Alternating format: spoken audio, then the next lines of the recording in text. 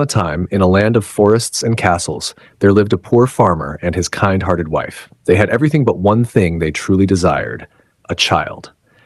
For many years, they prayed and hoped until one day, the wife finally became pregnant.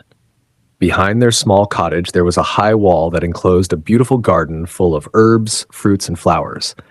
It belonged to a powerful and mysterious sorceress named Mother Gothel, who allowed no one to enter. The wife often looked out of the window and admired the garden, especially a patch of green, leafy plants called Rapunzel.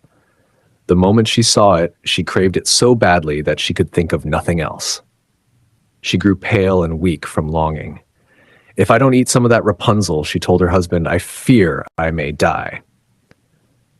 Worried and determined to save his wife, the husband waited until nightfall and climbed over the wall into the forbidden garden. He quickly plucked a handful of Rapunzel leaves and brought them back to his wife. She made a delicious salad and ate it eagerly. But the next day, her craving doubled. So once again, the husband sneaked into the garden, but this time he was caught. From the shadows, the sorceress appeared. "How dare you steal from my garden?" she shrieked, her eyes burning like fire. Terrified, the man begged for mercy and explained his wife's condition.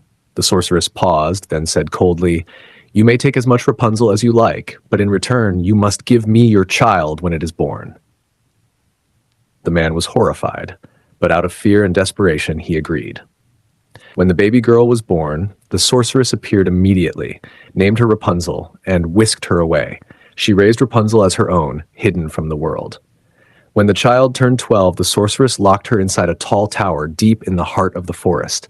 The tower had no doors and no stairs, only one small window high up near the top. As Rapunzel grew older, she became more beautiful each year. Her hair, long and golden like sunshine, reached all the way to the ground. Mother Gothel visited her every day. To reach the window, she would stand at the bottom of the tower and call out, open quote, "Rapunzel, Rapunzel, let down your hair that I may climb without a stair." Close quote. Hearing this, Rapunzel would let her long braid fall out of the window, and the sorceress would climb up like a ladder. Rapunzel lived a lonely life. She sang to pass the time, brushed her hair, watched the birds, and dreamed about the world she had never seen. She had never walked through a forest or spoken to another human being besides Mother Gothel. One day, a young prince was riding through the